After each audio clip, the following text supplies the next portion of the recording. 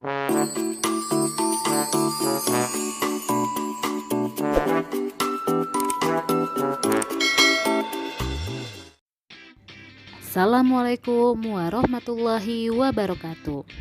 Good morning everyone. How are you today? I hope you always be healthy. Student, we will study IPA KD 3.3 dengan materi sistem adaptasi pada tumbuhan.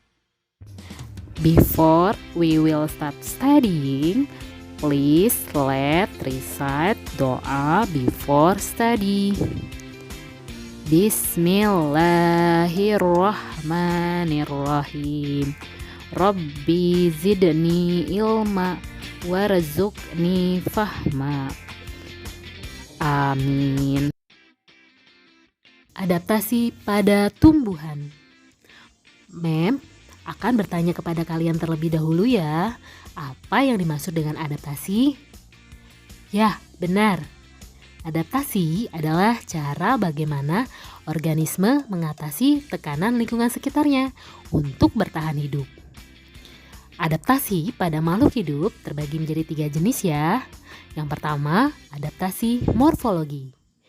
Yang kedua, adaptasi fisiologi. Dan yang ketiga, adaptasi tingkah laku.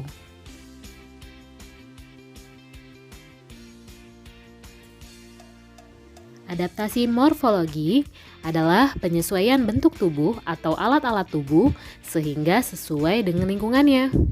Ada beberapa macam adaptasi morfologi ya. Yang pertama adalah adaptasi tumbuhan yang hidup di daerah kering atau dikenal dengan nama xerofit. Kemudian yang kedua adalah adaptasi tumbuhan yang hidup di daerah lembab atau hygrofit. Yang ketiga adalah adaptasi tumbuhan yang hidup di air atau hidrofit. Dan yang keempat adalah adaptasi tumbuhan yang hidup pada kondisi garam yang tinggi atau halofit. Xerofit. Untuk tumbuhan yang hidup di daerah xerofit atau daerah kering, contohnya adalah tumbuhan kaktus. Coba perhatikan tumbuhan kaktus berikut. Pada tumbuhan kaktus tersebut dapat dilihat bahwa ciri-ciri kaktus adalah daunnya tebal. Nah, daunnya tebal ini adalah untuk mengurangi penguapan ya. Yang kedua adalah daunnya tertutup oleh lapisan kutikula atau lapisan lilin. Lapisan lilin ini berfungsi untuk mencegah terjadinya penguapan yang lebih besar. Yang ketiga, akarnya panjang.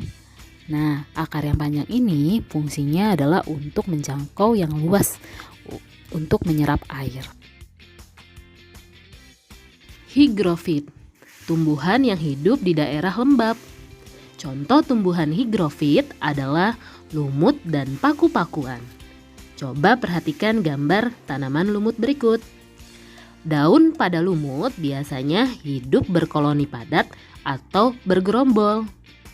Ciri-ciri tanaman hygrofit adalah 1. Mempunyai daun yang tipis dan lebar.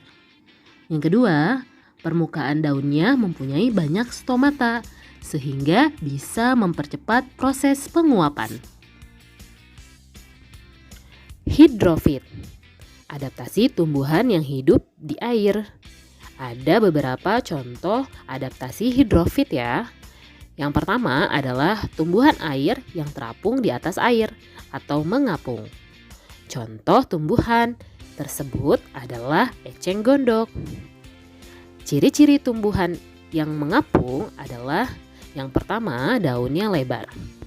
Yang kedua akarnya mempunyai rongga sehingga memudahkan tumbuhan tersebut mengapung di air.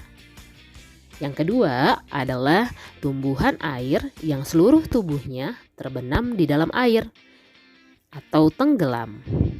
Tumbuhan ini contohnya ada pada hidrilla. Tumbuhan ini mempunyai dinding sel yang kuat dan tebal untuk mengurangi osmosis ke dalam sel. Yang ketiga adalah tumbuhan yang sebagian tubuhnya di atas permukaan air.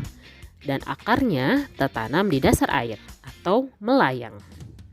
Contoh tumbuhan yang seperti ini adalah teratai. Tumbuhan ini memiliki rongga udara dalam batang, sehingga membuat tumbuhan tersebut tidak tenggelam dalam air dan daun muncul ke permukaan air. Yang keempat adalah tumbuhan yang hidup di daerah pasang surut. Nah, ini terdapat pada contoh tumbuhan bakau ya, yang mempunyai perakaran yang lebat dan kuat, sehingga tidak roboh bila terkena ombak. Halofit adalah tumbuhan yang hidup pada kondisi garam yang tinggi. Contohnya ada pada tumbuhan bakau. Nah, ini adalah ciri-ciri tumbuhan halofit ya. Yang pertama, membentuk kelenjar garam yang terdapat pada daun. Yang kedua, memiliki jaringan air renkim. Adaptasi fisiologi, yaitu penyesuaian yang dipengaruhi oleh lingkungan sekitar yang menyebabkan adanya penyesuaian pada organ atau alat-alat tubuh untuk mempertahankan hidup dengan baik. Anak-anak, pada adaptasi ini tidak mudah diamati loh, karena adaptasi fisiologi menyangkut fungsi alat-alat tubuh yang umumnya terletak di bagian dalam tubuh tumbuhan. Contoh adaptasi fisiologi pada tumbuhan. Anak-anak, perhatikan gambar tersebut ya. Bau yang khas pada bunga dapat mengundang datangnya serangga untuk membantu penyerbukan. Nah, pada bunga tersebut menghasilkan madu atau nektar. Contohnya adalah pada bunga anggrek dan bunga mawar. Yang kedua adalah pohon mahoni. Pada pohon mahoni menghasilkan zat racun. Zat racun ini bertujuan untuk mengurangi persaingan dengan tumbuhan lain dalam hal memperoleh nutrisi dari dalam tanah. Adaptasi tingkah laku adalah adaptasi berupa perubahan perilaku. Nah, ini jenis-jenis adaptasi tingkah laku ya. Yang pertama, adaptasi yang dipicu sentuhan. Coba perhatikan gambarnya.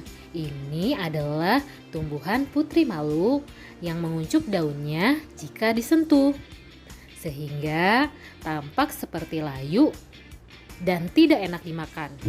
Nah, ini tujuannya adalah untuk mengelabui mangsa, yaitu hewan herbivora. Yang kedua adalah adaptasi yang dipicu oleh perubahan suhu akibat perubahan intensitas cahaya. Nah, ini contohnya ada pada bunga pukul 4 yang layu pada siang hari dan mekar saat sore hari. Yang ketiga adalah adaptasi yang dipicu oleh keadaan gelap. Jadi, dalam kondisi gelap, tekanan pada tangkai daun menurun sehingga daun menjadi layu. Contohnya ada pada tumbuhan polong-polongan. Yang keempat adalah tumbuhan jati dan randu yang menggugurkan daunnya pada musim kemarau. Dan yang kelima adalah gerak tumbuhan yang mengikuti arah datangnya cahaya. Anak-anak, begitulah penjelasan mengenai adaptasi pada tumbuhan.